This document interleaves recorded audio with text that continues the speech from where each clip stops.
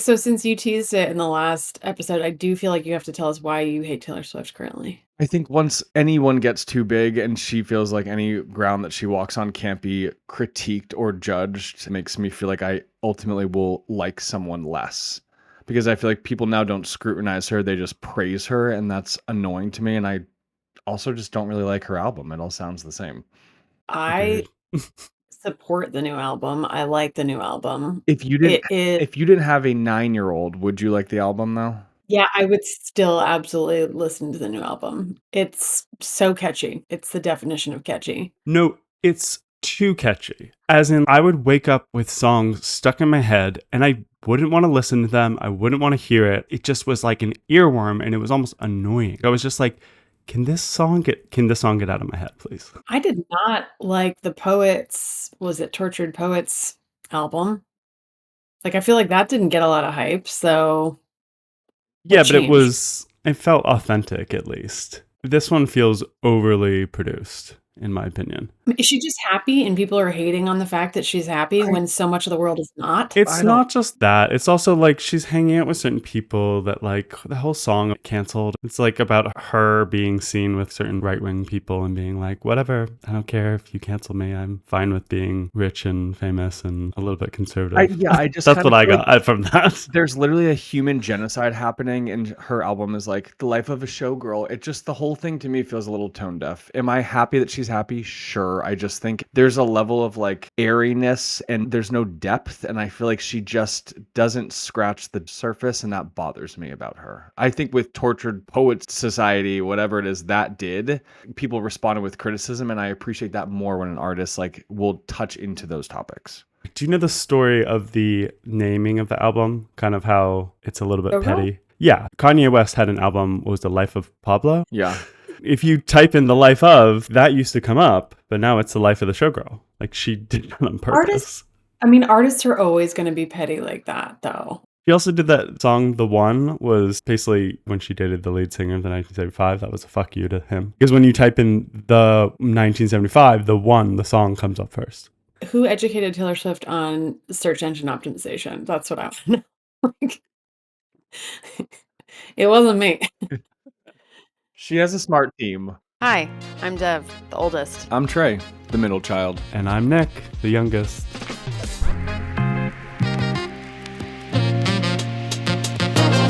Must like boys.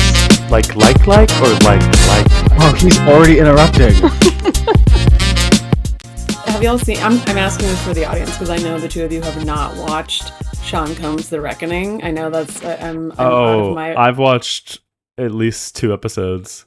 Wait, did you? Oh my God, I'm shocked. Yeah. I didn't think you'd watch it. But yeah, 50 Cent hit the level of pettiness. 50 Cent was on the Tonight Show and was talking about like him and Ja Rule have had beef since probably the 90s. And Ja Rule's concert tickets were on Groupon, $15 a seat. And 50 Cent bought out the first 4 rows of the Ja Rule concert just so they'd be empty. He was like, oh, it was only like $3,000. Ja Rule had to come out and perform to an empty 4 rows. I think I'm going with Ja Rule over 50 Cent. I mean, the Ja Rule concert, I saw him in August, and he still holds up. His voice is still good. He's also a very cut individual, like, not hard to look at. But I don't know. You need to watch Sean Combs' The Reckoning before you What does choose this have to sides. do with Sean Combs? Because 50 Cent is the producer of that Diddy docuseries. Oh. And him and Diddy hate each other. Oh, I mean, he definitely killed Tupac, right? Did he? Yeah, well, that's the whole thing. If you're watching that documentary and you don't realize that 50 Cent is the producer, it's basically like his nemesis is now in jail and then releases this documentary that's just slamming him, accusing him of killing Tupac, basically being responsible for Biggie Smalls' death also inadvertently. The whole thing is wild. I could talk about this the whole podcast. Apparently he killed his ex-wife. Apparently he killed Brittany Murphy. I didn't hear that one. Well, he's a real piece of shit. Well, we can all agree there. I would like to say that I'm officially part of the Wicked 2 club. Oh. And I did fall asleep for the last hour of the movie. you fell asleep. Of course. I fell asleep. And I've only fallen asleep to, like, 2 other movies in my life. I woke up and I was like, "Did she die?" And they're like, "Have you been watching it?" I'm like, "No, I haven't. I fell asleep." Oh my god. Uh, Still watch it. Okay, it mm, held the interest of me, my 2 kids, and my husband doesn't really watch movies, so Trey, I don't know, maybe you were just very tired. And I'm gonna stop being a hater. Stop being a hater. should I talk about my Gaga experience? Oh, yeah, you saw her, right? Yeah, we're talking too much about Taylor, more about Gaga. Well, it was honestly worse than Coachella trying to get into that place. Like, it was 3+ hours of waiting in line outside of the stadium. So what happened was the guy who tackled Ariana Grande in Singapore was at the event with like a little mustache on and sunglasses, trying to be incognito. And security spotted him, and apparently security had to spend like hours trying to catch him. Jeff, do you know about this guy? No. He's this Some guy who lives in Melbourne, and he jumped on the red carpet in Singapore and like tried to give Ariana Grande a hug, and Cynthia Reba like basically just like pushes him away and just like goes into like this mother mode. It's really kind of Oh, cute. that's cute though. So he was there at Brisbane, and apparently that was too much for security to handle. So the lines were left just to create themselves. There was a line that shot off of a different line that went about a mile long that was not going anywhere, that everyone was waiting in line for. So like we spent 2 hours in a line that wasn't even a real line. We get in when she's coming on. Did she delay the show? She delayed the show like 40 minutes. I mean, yeah, she did a great show. Honestly, I was so anxious about thinking about trying to leave that we left early, because it was like, I can't wait 3 hours to try to get out of this place. Like trying to get an Uber. I was just like, I can't do it. Yeah, I was literally about to have a panic attack. So we left a little early. They have this little wristband things, that light up. And I was like, who do I give this to? And they're like, oh, keep it. Like it's like a little keepsake. Like Is it what still the fuck am I gonna do with this? You put it on It's your like I Christmas can't even. tree. No, it doesn't light up. It doesn't do anything, and I can't throw it away because there's a little no throwaway thing. So it's just this stupid thing I It's have an to figure out how to ornament. recycle. Gaga, do better. Oh my god. We're gonna attempt to do a slightly different format, which is instead of the 12 days of Christmas, we're gonna do the 12 gifts from our parents. And I say attempt because I don't even know if we have 12. How about we'll just go through and nobody count, right? We're just gonna assume we're in the 12-ish No, range. no, no. I'm counting. I did my homework. I have 4. You did your homework, but you crammed and did your homework at the last minute. Maybe if somebody would check the editorial Oh, calendar every once in a Oh while, I could god. prepare properly. let's have fun with this. Are we going in birth order? No, let's do youngest first. I was not Mhm. prepared for that. I was not prepared for that. Okay, so my first one was something that mom would always tell me when I was younger, which was ask for help. I find often when I'm like super stressed out, super overloaded, I'm usually not asking for help, and I'm just trying to do it all by myself, and I'm trying to white knuckle it. And you know what? Just stop and ask for help, because most people are there ready to help. They just don't know that you need it. That's a good one, especially if you're a toxically independent firstborn child. At the restaurant I'm working at, we tip pool, so everyone throws their tips in together and we all share it. So which is nice because it creates this like ecosystem of everyone asking each other for help. And That's to cool. your point, and I love the people I work with, and they'll come up to me like many times throughout a shift and say like, "Trey, do you need any help?" And even when I do, I don't know how to say yes, which is I don't know what that says about me or how I want to handle my problems, but it's a nice reminder. Like help is okay, and it's not a sign of weakness, right? It's just like it's okay to get help. Yeah. It's also gendered in a way. I feel like if you're a man, you can delegate, but if you're a woman asking for help, Mm. Mhm. isn't asking for help and delegating just kind of two sides of the same coin, depending on how you ask it? Yeah. It's asking or telling, right? Mhm. I put down the ducky if you want to play the saxophone, which It's a Sesame Street which thing, is right? something from Sesame Street. But Yeah. mom said it so many times, and it's just something Dude. that I will repeat to myself You because, like, gotta it's you gotta true. It's sing like, it. if you wanna get A, you gotta put down B, and it's sometimes I just try to do both, and it's just I'll silently just tell myself that in my head, and I'm like, "God damn it, that phrase still lingers." Like, I have to put the Yeah. It dummy was down. Ernie. It was Ernie trying to learn how to play the saxophone while also holding a rubber duck. But it just really Oh, applies to so many things in life. yeah, yeah. It's very similar to what else she would usually say first things first, which I First think is a things first. similar God. Yep. vein, you know? Yeah. Alright, Dev. I'm gonna go with dad's sense of dark humor that I appreciate. And to give an example, when we were at our grandmother's funeral, our dad's mother-in-law, and obviously a very somber moment, everyone standing around the gravesite, and they asked, would anyone like to be the first to shovel dirt onto the grave? And our dad was like, yeah, I'll do it. She always had me doing so many damn chores anyway. It was everyone laughed. It was such a moment of levity in such a dark moment, and I just feel like, goddamn, like, dark humor can get you through so much, and I feel like I really learned that from him. Yeah, dad has a very good sense of humor. Yeah. Dad used to always tell me as a little ADHD kid who had no filter to think before you speak.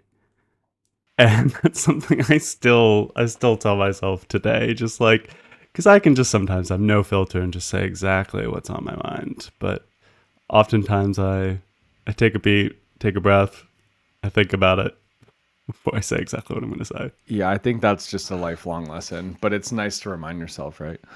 The one that I wrote down is many hands make light work. And I think mom actually got that one also from my kindergarten teacher. It just is true for any situation, and it's like I'll be doing a task and it's just so much easier and better. It could be literally folding a comforter. Folding a king size comforter is the most difficult thing to do in the entire world, but if you have a partner, Fitted one? oh, don't even get me started with the fitted one. I'm just talking about like a duvet comforter for a Yeah. king size bed. It's like anytime there's more hands in a situation, the work is easier. And it's just a simple reminder to me that, like, going back to your help thing, Nick, but like Yes, many for help. hands Mm-hmm. Yeah, make the work Mm. lighter. And it's simple, but it's really true. yeah. Mm. I would say self-respect and knowing your worth. Something that mom would always tell me was, "People will treat you how you let them treat you." And I can remember her saying that to me from, I don't know, the time I was in elementary school probably, and I think it's so true. Still slaps. Yeah, she said that one a lot.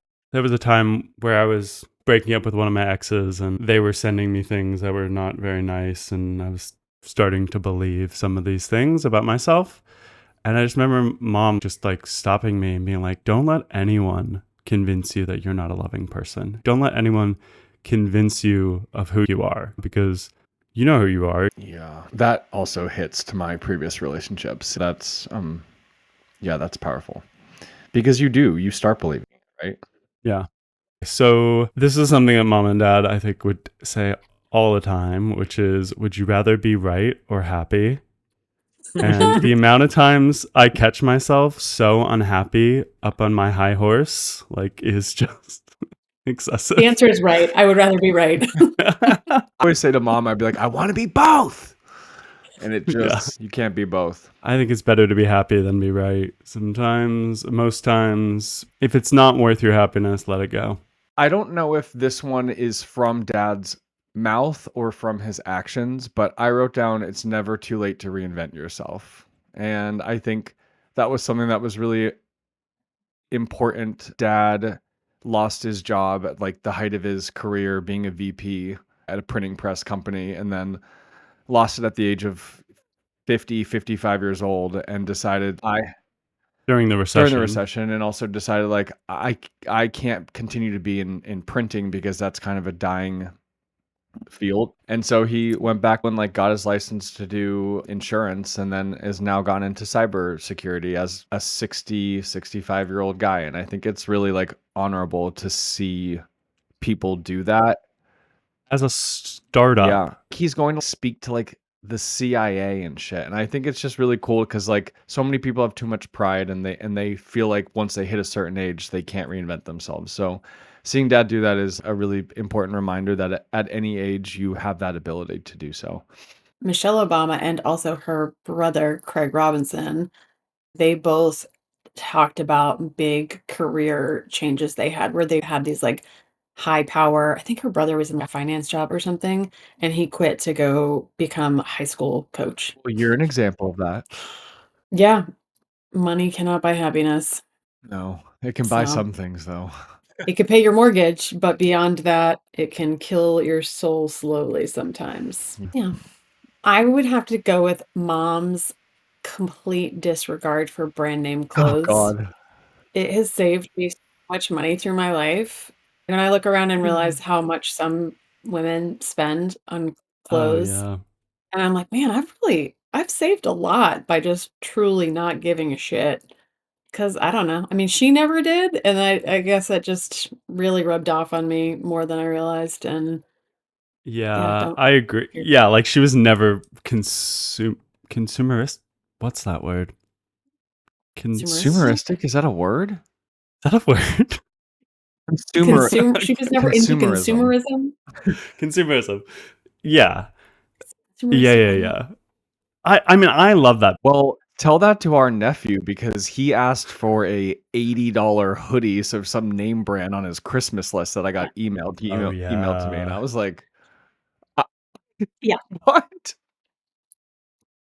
What was the brand I name? What was it called? it's like Oh, yeah, which Overtime, I prob think it's some, like, yeah. basketball hoodie. If anyone from Overtime hears this and you wanna send me a free youth large hoodie, you can do that because I will not be purchasing it on my own because he loses I'll buy him a brand new sweatshirt, he'll wear it twice, and then we'll never see it again. So I was like, "Fuck no, I'm not spending I don't think I've $80 on a ever hoodie." spent more than $20 on sunglasses. Yeah. I mean, there is an extreme point where it becomes being obsessed with getting a bargain, okay? I don't mean to glorify that, but I do think generally not really caring if, a hoodie is from TJ Maxx or Nike can save you a lot of money.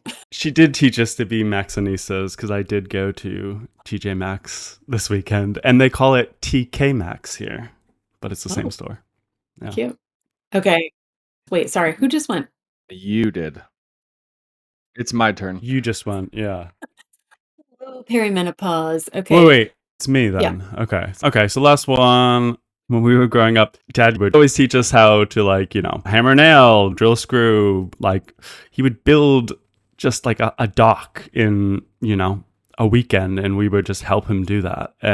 Or a bridge or all these just crazy things that I don't know how he would do it, but through osmosis, he would teach us how to do all these kind of soft skills and things I didn't realize that I knew until I got into college and I was doing a course where we had to build a machine that had to do all these different things. So we, hammer, nails, screws, all these different things. And my teammates didn't even know how to pick up a screwdriver and use it. I was like, "Oh, you're going to strip that." And they were like, "What does that mean?" Just certain things. I just didn't understand how much I knew. And I remember sending a text to dad, just acknowledging him and thanking him for all that he had taught me growing up because I really didn't realize how valuable it was until I saw other people who didn't have those skills. I still have that troll house he made. It's epic. It's in my closet, isn't it? No, Oh, it's in my it's house oh. now. My kids don't play with that, and I still will not let The anyone give it sliding away. door on the facade is really good. Yeah, it's a great troll house. We need to post a picture of it on the socials. It was the shower for me with Oh, the tiny yeah. shower curtain that he did. Also, what a sign of the '90s. I didn't have a Barbie house, I had a troll house. Trolls Yeah. trolls were superior in my opinion. All right, my last one is I can just hear mom saying it. Take your damn vitamins. And she used to say, I'm going to put that on my tombstone. Yep. But it's one of those things that as a kid I rolled my eyes, but I am now the one telling my friends to take their vitamins. And I don't know, I also never really get sick. You know, there's like little things that I don't know what it contributes to or if it contributes to nothing or everything. But at the end of the day, I'm choosing it's everything, and I am a proud believer in supplements and that we should all be taking them every day, not just when you're feeling sick. Yeah, she would always say it's about preventative medicine. I wrote down the same thing, take your vitamins. I was like, someone's going to say it. Yeah. One was drilled in. I would say the last one, and I've got to bring this up since we're on the verge of the holidays, just knowing your limits. Our mom, I'd say, tolerates Christmas. She doesn't love it. She hates wrapping gifts. There was a year that I think I was in high school, y'all might have been in middle school, and we woke up one Christmas morning, and instead of gifts wrapped under the tree, there was a duffel bag, 3 duffel bags with all of our gifts inside the duffel bag because she just had had enough. And at the time, I was just appalled, like, I can't believe you didn't wrap my gifts. And I still maybe am a little bit. However, I will say the number of memes I've seen, it's of like, "Hey, just a reminder that 90% of holiday magic is the invisible labor of women." That is very true. And so, yeah, if you decide you've had enough and you wanna put your kids' gifts in a duffel bag under the tree, that's an option for you. Like, they might give you shit for it 20 years later, but, I I make your still own have the rules, go duffel, your by own the way. way. There was this Forbes quote. It said, other countries have social safety nets. The US have women. Yeah. Mhm. That's true. And Do you have any unsolicited advice? My unsolicited advice is to wash your car. Oh, mine's so Like dirty right now, you would hate it. my car is now 12 years old. You know, she's not the most up to speed girl on the road, but every time I wash my car and I put like pride and joy into it, I feel so much more proud driving it, and it makes me feel better about it. Nick, do you have one? yeah, don't waste time on things like washing your car. Oh, hold on, hold on. I never said I wash it. I pay $20 a month and I just put it straight through the the washing machine. It's it's also a lot easier to keep your car clean when you're not dealing with snow and salt constantly. Like, my car is covered in snow and Well, you ice have and salt. 3 other I'm seasons. not okay, in the other seasons, my car looks fine, but in the winter, my car looks like a All right, real piece well, of crap. Nick, what's your unsolicited advice, you idiot? I didn't even have one. I thought we were going to do something different this Oh, time. Okay, here is my unsolicited advice. Over the Christmas period, talk Why to does it look like people you're who. reading? What do you you chat Yeah, GPT? because I wrote down. No. Okay, okay. I was listening to something with Ezra Klein, and he was talking about how when you go home for Christmas or holidays, he likes to talk to people who have different opinions than him. He said, like, when I talk to people who I agree with, I stay the same size. And that if you just are in an echo chamber of all people saying exactly what you're saying, you're not growing. It's okay to talk to people who have different opinions than you. Be curious, listen. We need to listen more than we speak over the holidays, and yeah, maybe we can get some actual world peace. I'm doing my first drive a senior volunteer hour tomorrow. I'm going to pick up Miss Oh, Denise, who I think is an 85-year-old black woman, queen. And I called her today to confirm I was picking her up, and she said, "What's your name?" I said, "Trey." And she said, it says something different on my end." She said, "You better be who you think you are, because I'm not getting in the car with anyone." I said, That's right, Miss Denise. I do appreciate that. Anyway, to your point, Nick, I hope Miss Denise kind of gives me a little bit of a learning curve in conversation when I'm driving her tomorrow. So exactly. Yeah. So I'm cute. excited. You need Oh, to I will. report back. Weekly updates from Yeah. Denise. I'm kinda torn. My unsolicited advice was going to just be keep your nails clean because my train of thought was lessons from mom and dad. I feel like they always hounded us about making sure that your nails are clean, and really, there's nothing grosser than having dirt under your True. fingernails. Yeah, when my kids have dirty fingernails, I can't function. I literally cannot do anything else until they're cleaned.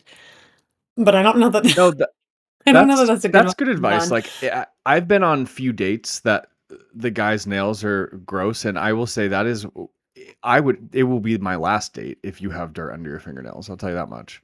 Yeah. Yeah, it's kind of a What if they're like a gardener, you They're know? not.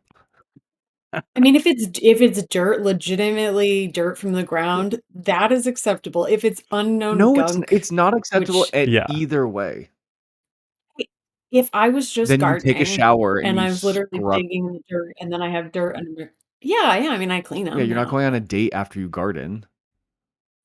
Or you are, but you're scrubbing your Well, like, nails. what if your date is Well, gardening? that's cute. I'm just fucking with you now.